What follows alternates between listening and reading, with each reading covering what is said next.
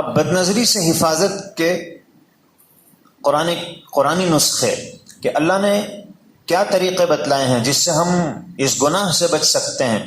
Number 1، اپنی نگاہ کو ہمیشہ نیچے رکھنے کا عادی بنا لینا، کہ سامنے دیکھتے ہوئے چلنے کے بجائے نیچے دیکھتے ہوئے چلنے کی عادت۔ نمبر 2، آدمی جب اس عمر کو پہنچ جائے جس میں نکاح کرنا چاہیے تو وہ نکاح کر لے اور بیوی کے چہرے کو محبت سے دیکھے، اس لیے کہ اللہ کے نبی صلی اللہ علیہ وسلم نے فرمایا کہ جو بیوی کو دیکھ کر مسکرائے اور بیوی اس کو دیکھ کر خوش ہو اور مسکرائے تو اللہ ان دونوں کو دیکھ کر مسکراتے ہیں۔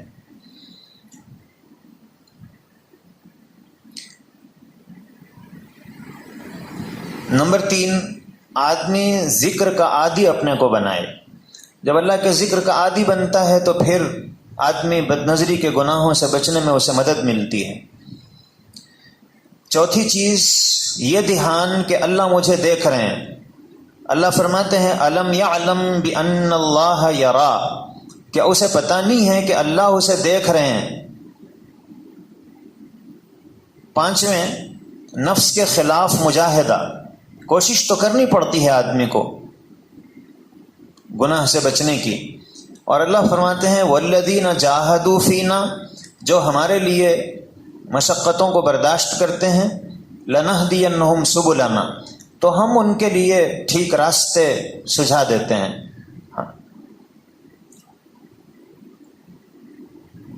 چھٹواں طریقہ یہ ہے کہ یہ سوچے کہ میری آنکھیں اللہ کی امانت ہیں، اللہ کی دی ہوئی امانت ہے، اگر میں اس میں خیانت کروں گا، امانت رکھوانے والے نے جس نیت سے رکھوایا ہے اس کے خلاف استعمال کروں گا تو جو امانت رکھوانے والا ہے وہ بعد میں پھر میرے پاس امانت نہیں رکھوائے گا۔ آپ کے پاس کسی نے کوئی چیز امانت رکھوائی اور آپ نے اس کی صحیح حفاظت نہیں کی، اس کی مرضی کے خلاف استعمال کیا، دوبارہ وہ امانت آپ کے پاس رکھائے گا؟ بالکل نہیں رکھائے گا۔ اللہ نے دنیا میں ہمیں آنکھیں دی ہیں اور ہم اللہ کی مرضی کے خلاف اسے استعمال کر رہے ہیں، کل قیامت میں اللہ آنکھوں سے محروم کر دیں گے۔ چنانچہ اللہ نے فرمایا کہ کل قیامت میں کتنے ہی لوگ اندھے اٹھائے جائیں گے حالانکہ دنیا میں بینا تھے، تو یہ سزا ہے۔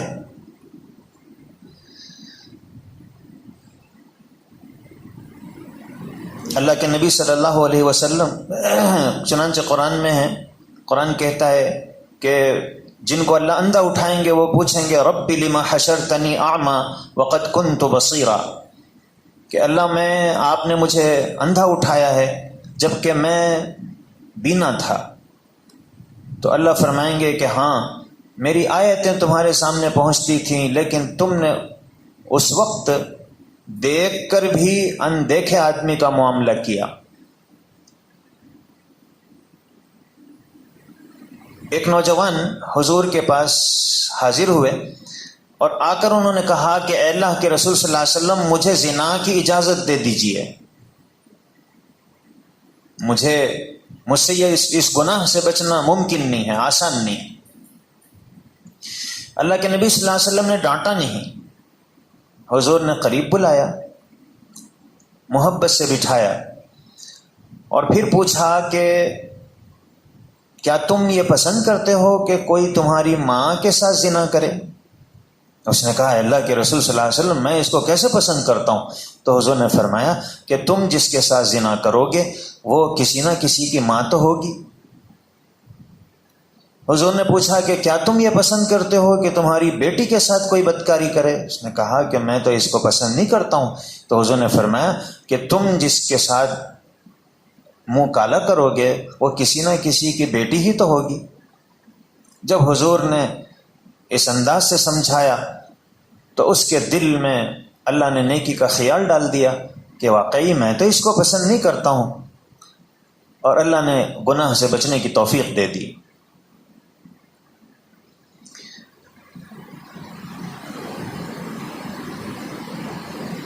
بد نظری کے گناہ سے بچنے کا ایک طریقہ یہ ہے کہ ہم اللہ سے ہی دعائیں کریں، اللہ مجھے اس گناہ سے بچائیے. آپ بچائیں گے، بچنا آسان ہو جائے گا. بد نظری جہاں ہوتی ہے ان موقعوں سے بھی اپنے کو بچانا چاہیے. مخلوط محفلیں ہیں، مرد عورتوں کا اکٹھا مجمع ہے، وہاں اپنے آپ کو لے جانے سے بچنا چاہیے، ایسی جگہوں سے بھی بچنا چاہیے. کسی کا دروازہ کھٹکھٹائیں تو دروازے کے سامنے کھڑے نہ ہوں، بازو ہٹ کر کھڑے ہوں، اس لیے کہ جیسے ہی دروازہ کھولے تو کسی پر نگاہ پڑ گئی. اپنے گھر میں بھی داخل ہو رہے ہیں تو داخل ہوتے وقت کھنکار کر سلام کر کے آہستہ جانا چاہیے، تاکہ کوئی غیر محرم عورت ہے تو وہ وہاں سے ہٹ جائے. آپ ٹرین میں، بس میں سفر کر رہے ہیں اور ظاہر ہے کہ بس میں تو آدمی بے بس رہتا ہے، اس کے سامنے کوئی بیٹھے ہوئے ہیں، بازو کوئی بیٹھے ہوئے ہیں، تو پھر اس وقت یا تو اپنے ساتھ ہمیشہ کوئی اچھی کتاب رکھے اور سفر میں اس کو پڑھتا رہے تاکہ بد نظری کے گناہ سے بچ جائے. اور کتاب پڑھتے پڑھتے تھک جائے تو پھر مراقبہ کرے، آنکھوں کو بند کرے، اللہ کی طرف توجہ کرے.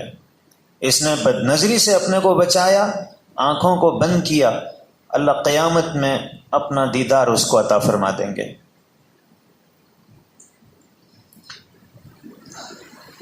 طریقہ یہ ہے بد نظری سے بچنے کے نسخوں میں کہ آدمی اپنی بیوی کو خوش رکھے تو اللہ اسے توفیق عطا فرما دیتے ہیں نظروں کی حفاظت کی بھی.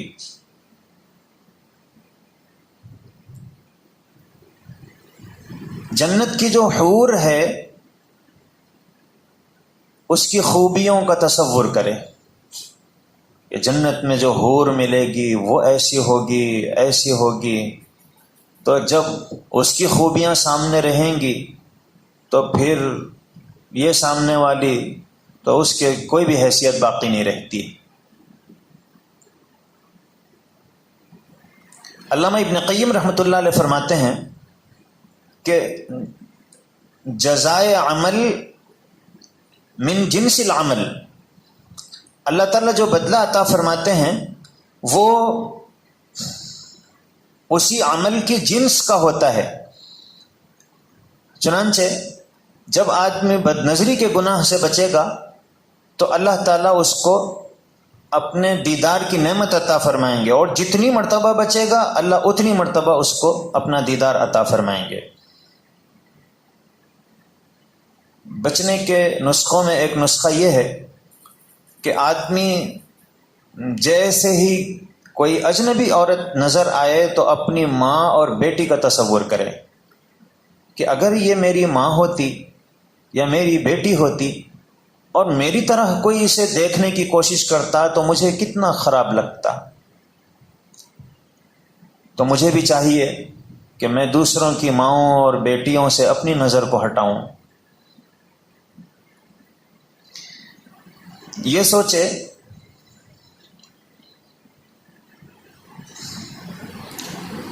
کہ قیامت کے دن جو لوگ اپنی نگاہوں کی حفاظت نہیں کریں گے تو ان کی آنکھوں میں فرشتے سیسا پگھلا کر ڈالیں گے. سیسا، شیش جس کو کہتے ہیں. اور بعض علماء نے لکھا ہے کہ لوہے کی سلاخیں گرم کر کے ان کے آنکھوں میں پھیری جائیں گی. اب تصور کرے کہ اگر میری آنکھوں میں یہ پھیرا جائے گا تو کتنی تکلیف ہوگی، میں تو برداشت نہیں کر سکتا ہوں. تو اب اس تکلیف سے بچنے کا طریقہ یہ ہے کہ اپنی نگاہ، بد نظری سے بچنے کے لیے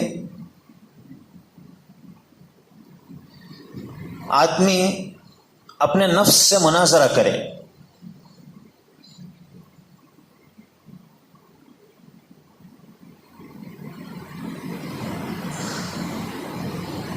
نفس سے پوچھے، نفس سے کہے کہ تیرا نام اتنا بلند اور تیری حرکتیں اتنی پست، لوگ تو تجھے بہت اچھا سمجھتے ہیں اور تیری حرکتیں اتنی گری ہوئی، اپنے آپ کو کہے۔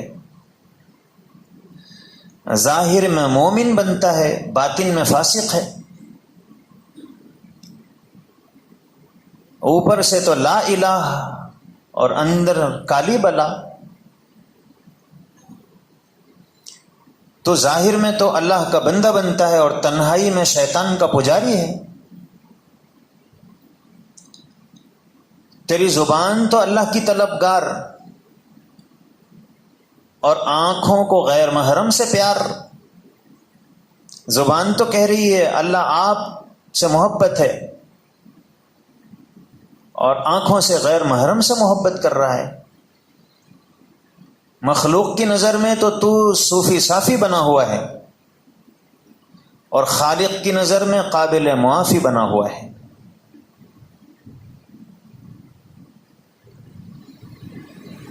ظاہر میں تو سنت سجی ہوئی ہے اور باطن میں شہوت بھری ہوئی ہے۔ سوچے اپنے نفس سے، کہے کہ تیرا تو یہ حال ہے۔ مخلوق کی نظر سے تیری حرکتیں چھپی ہوئی ہیں، لیکن خالق حقیقی کی نظر میں تو آشکارا ہیں، اللہ تو دیکھ رہے ہیں۔ ظاہر میں جنت کا طالب اور حقیقت میں جہنم کا طالب بنا ہوا ہے۔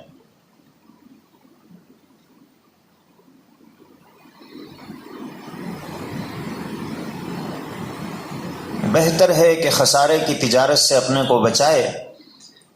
اللہ نے توبہ کا دروازہ کھلا رکھا ہے، شاید یہ تیری مہلت کا آخری دن ہے، اب بھی توبہ کر لے۔ اس گناہ سے بچنے کے لیے ایک اور نسخہ وہ ہے مراقبہ معیت، کہ ہر نماز کے بعد تھوڑی دیر اس آیت کے مضمون کو سوچے، ہوا معکم اینما کنتم، وہ تمہارے ساتھ ہوتا ہے تم جہاں کہیں رہو۔ یہ سوچے کہ اللہ تعالیٰ کی یہ صفت ہے کہ ہم کہیں بھی رہیں اللہ ہمارے ساتھ ہوتے ہیں۔ تو یہ جب آدمی روزانہ نماز کے بعد تھوڑی دیر اس کا مراقبہ کرتے رہے گا کہ اللہ میرے ساتھ رہتے ہیں جہاں بھی میں ہوتا ہوں، تو آہستہ آہستہ یہ خیال دل میں جم جاتا ہے، اب جہاں بھی رہے گا اللہ کے ساتھ ہونے کا استحضار رہے گا۔